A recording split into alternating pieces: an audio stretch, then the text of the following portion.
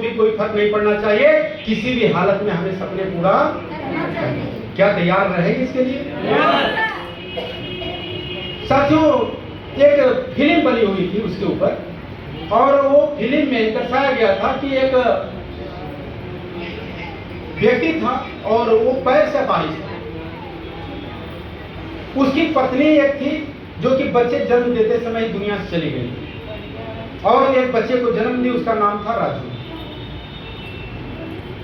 राजू और उसके बाप अकेले जिंदगी को काट रहे थे।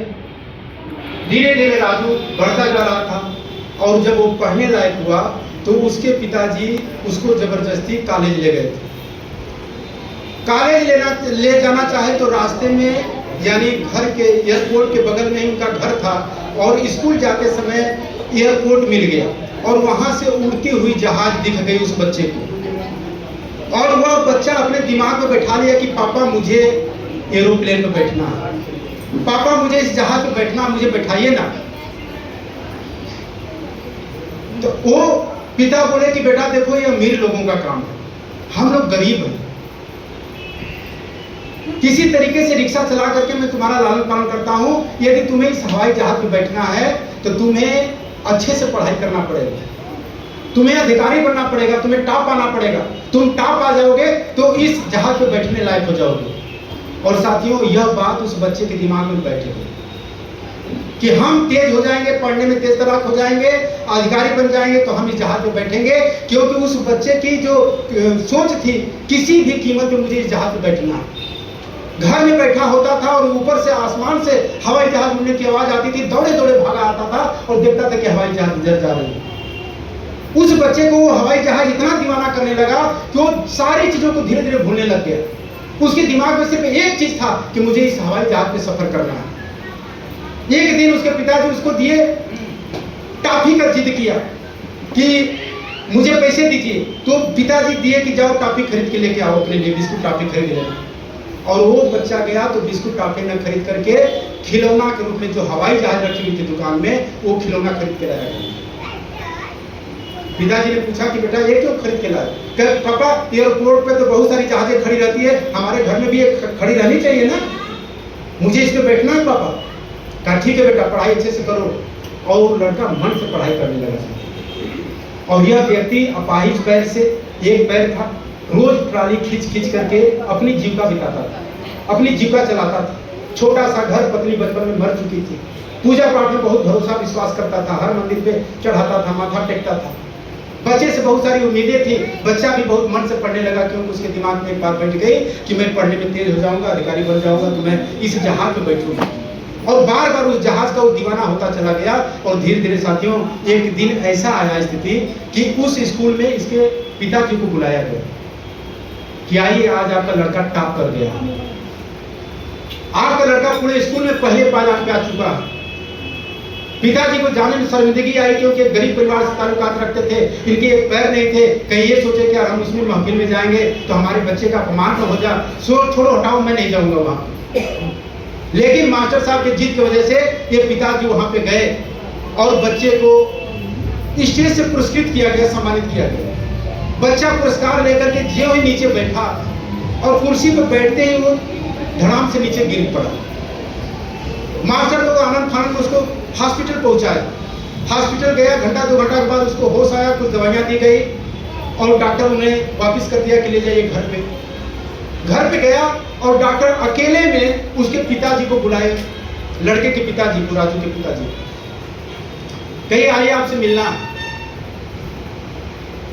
पिताजी जब गए तो डॉक्टर ने उन्हें समझाया कि देखिए, बच्चा आपका पहली बार ऐसा हुआ है, लेकिन आपके बच्चे को बहुत भयंकर बीमारी हो चुकी है, इसको ब्लड कैंसर हो चुका है और ये लास्ट स्टेज का हो चुका है, इसका बचना मुश्किल है।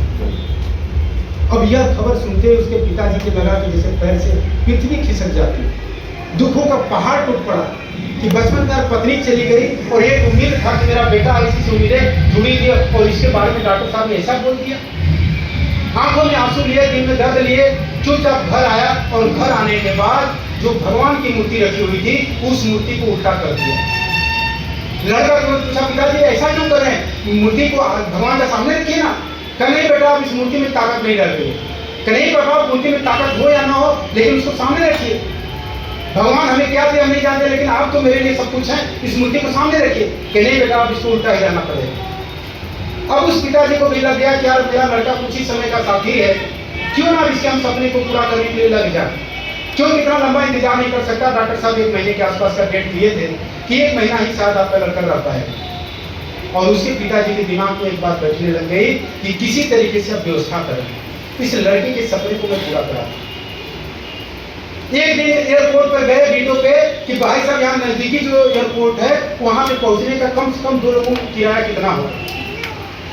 वो आदमी बताया, एयरपोर्ट वाले बताए कि कम से कम 10,000 का किराया लगेगा। अब यह आदमी 10,000 सुन के हैरान हो गया। 1,500 जुटाना मुश्किल, इसके लिए कहा 10,000 रुपया। लेकिन अब लड़के की स्थिति बीच में बिगड़ने लग गई। उसके मुंह से ब्लड आने लग गया था, वो बेहोश होने लग गया था। एक बार तो ऐसी स्थिति आई कि वो लड़का बेहोश हो गया और पिताजी जगा रहे हैं, उठ ही नहीं रहा। पिताजी घबराने लगे। उसी समय एक हवाई जहाज आसमान में उड़ी और उसकी आवाज जो है उस लड़के के कानों में गई, लड़का उठ के बैठे।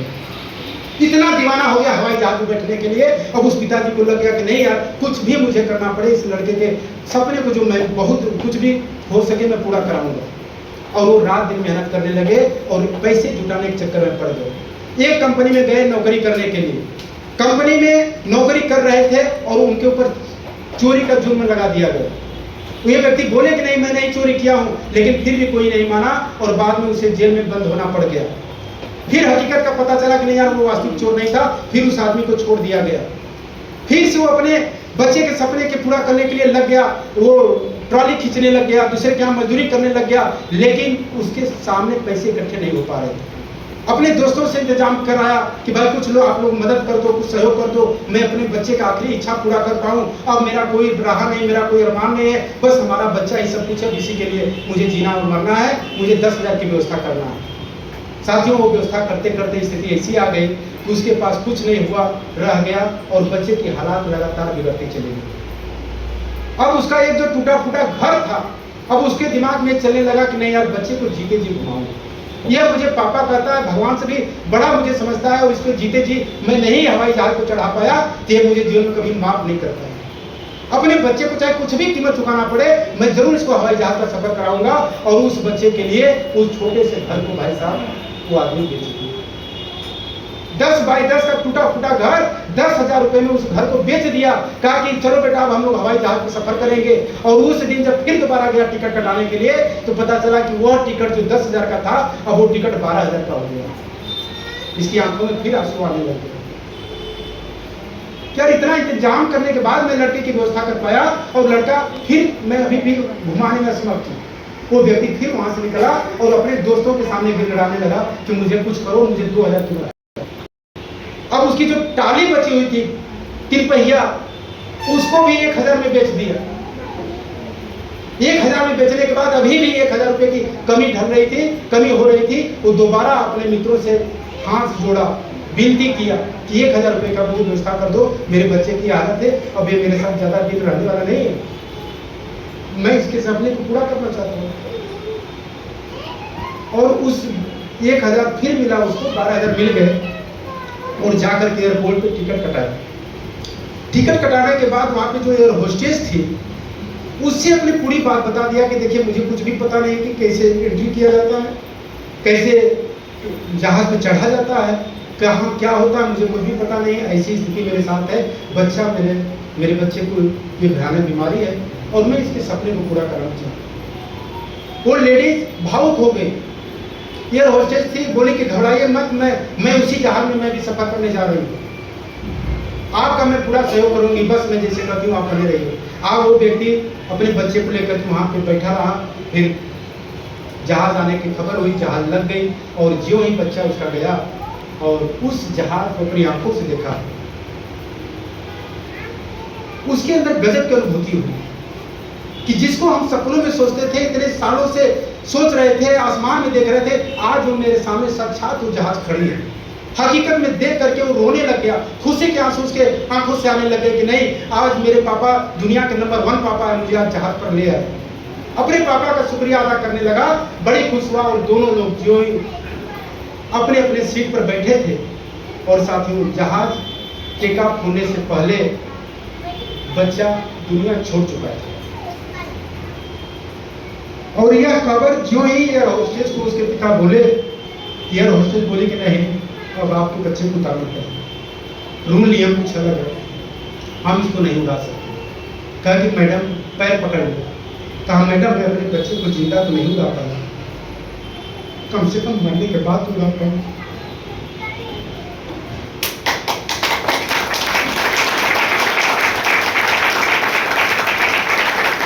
लेडी भी भावुक हो गई और बात को मान गई। और जो ही टेकअप हुआ और वह पिता जो है अपने बच्चे से उसी अंदाज में बात करने लगा जैसे कि एक जीवित बच्चे से बात किया जाता है। देख बेटा देख, देख आज हम लोग आसमान की ऊंचाइयों में हैं, आज पूरी दुनिया हमारे नीचे। देख बाहर के सीन कितने अच्छे लग रहे हैं, देख बेटा देख, देख खिड़की में देख कितने दुनिया अच्छी लग रही है, देख तेरे बचपन के सपने कैसे पूरे हो रहे हैं, कैसे हम लोग आज बादलों के बीच में जा रहे हैं, देख बेटा देख। और यह कहते कहते जो ही लैंडिंग का समय आया और वो ये होस्टेल भागे भागे वहाँ के आई और देखी कि उसके पिता अपनी दुनिया से क्या चुके थे।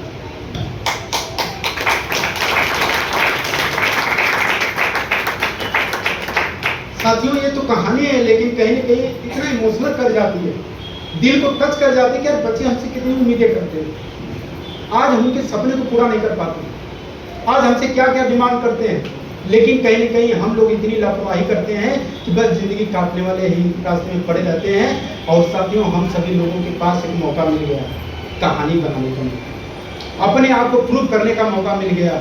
आज हमारे जो छोटे छोटे बच्चे हैं उन सभी लोगों को गर्व दिलाने का मौका मिल गया है कि आने वाले कल में वो कहे कि मेरे पापा जो है दुनिया के टॉप पापा हैं, मेरी मम्मी दुनिया की सबसे बेस्ट मम्मी है। आप नंबर 1 पे जा चुके होंगे, उनके सारे अरमान पूरे हो रहे होंगे, वो जीवन में जो उम्मीदें कर रहे होंगे, जो सपने सजा रहे होंगे, वो सारे सपने इस कंसेप्ट के माध्यम से पूरे हो रहे होंगे। साथियों इसीलिए मैं कहूंगा कि एकदम लापरवाही मत करिए, हम सीखने के लिए तैयार हैं, कुछ भी सीखा जा सकता है। कैसे नहीं सीखा जा सकता बताइए आप कहते हैं कि हमें बोलना नहीं